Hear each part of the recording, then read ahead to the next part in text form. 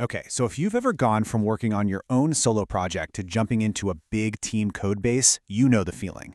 Suddenly, Git, this tool you thought you knew, feels completely different, and honestly, a little bit scary.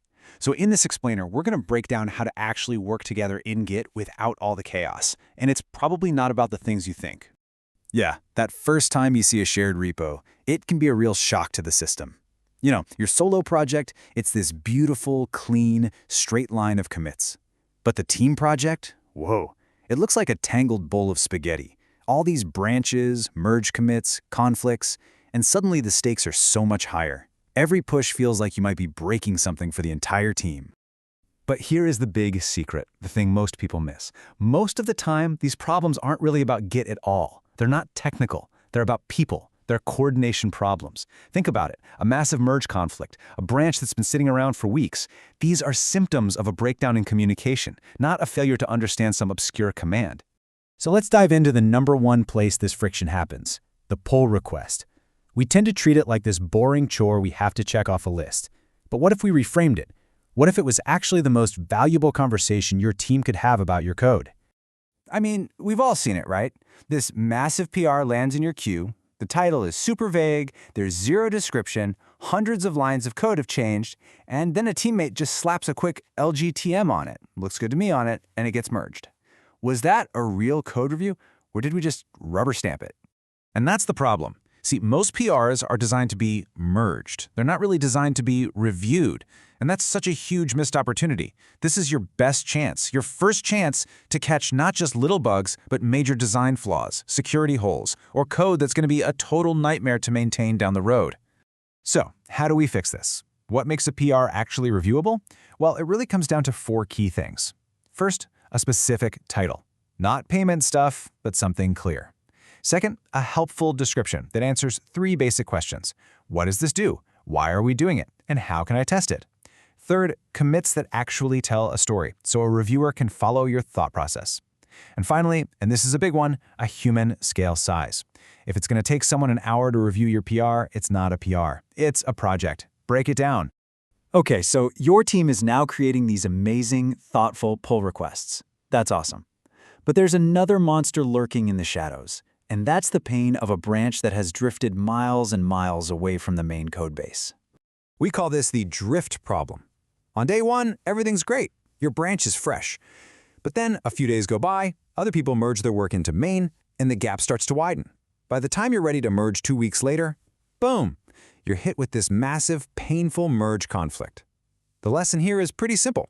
The longer you wait, the worse it gets. Every single time. The solution isn't some magic command. It's a habit. You just have to get into the rhythm of updating your branch from main regularly. I'm talking at least once a day. And for your own private feature branches, the ones only you are working on, the cleanest way to do this is with Git Rebase. It takes your work, puts it to the side for a second, pulls in the latest changes, and then replays your work right on top. It keeps your history neat and linear. Now this brings us to the single most important rule of rebasing. If you remember one thing, make it this. On your own private branches that nobody else is using, rebase all you want. It keeps things tidy. But the second a branch is shared, the second someone else has pulled it down, you should never rebase it. Rewriting that shared history just creates absolute chaos for everyone else. For those branches, you always use a good old-fashioned merge. So we've got good habits for PRs, we've got good habits for keeping branches in sync, but how do we make sure everyone on the team actually does them? Relying on memory and willpower? That's a tough sell. The answer, of course, is automation. And this is where we introduce one of Git's most powerful and honestly most underused features, Git Hooks. Don't let the name scare you. They're just little scripts that run automatically at key moments, like right before you commit or right before you push. Think of them as an automated quality gatekeeper for your code. And you don't need to go crazy with these. Here are 3 super high-impact hooks to start with. A pre-commit hook that runs your linter to catch style issues before they're even saved.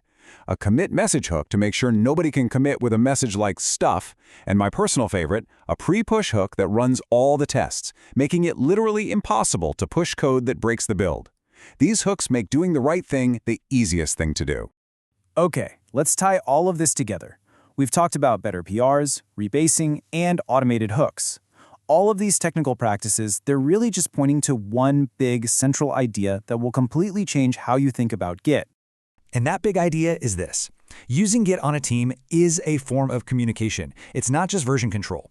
Every single commit, every PR description, every branch name, it's a message. It's a message to your team today, and it's a message to you 6 months from now when you have no idea why you wrote that code. The best collaborators aren't Git wizards, they're great communicators. So I'll leave you with this one question to think about.